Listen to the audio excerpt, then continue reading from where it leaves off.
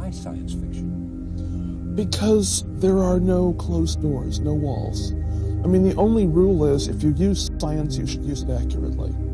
You can look at, examine, play with anything, absolutely anything. I think I had one choice, well, two choices. I could become a writer, or I could die really young. Because there wasn't anything else that I wanted. Oh, you got to make your own worlds. You got to write yourself in. Whether you were a part of the greater society or not, you got to write yourself in. So I got to write myself in.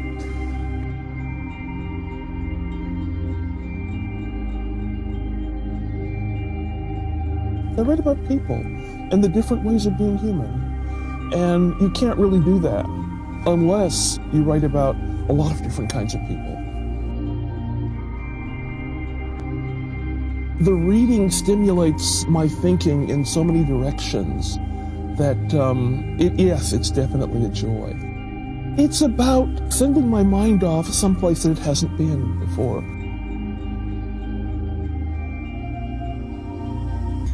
I mean, one of the things that happens to your work once it's out there, sometimes what's important to them gets all mixed up in it. And one of the things that I tell people who are reading my work critically is that what they bring to it is at least as important to them as what I put into it. And that's true.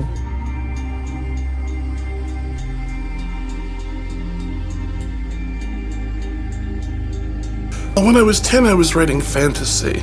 Mainly because my life was so damn boring that I wanted to get away from it and live in a better world that was more exciting and things were happening.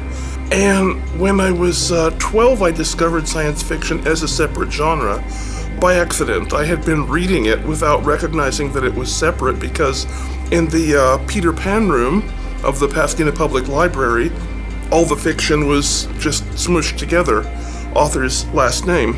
And that was that. Science fiction was fun because I discovered that I enjoyed reading popular science, and I really enjoyed just speculating. We've all heard the idea that that there are three kinds of science fiction: what if only, and if this goes on.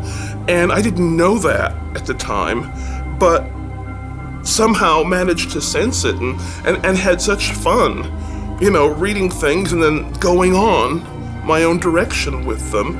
I guess it never occurred to me not to write about them, because in those days I was writing mainly for fun, even though I did start sending things out when I was 13. But I was mainly enjoying myself, and so I did what I enjoyed.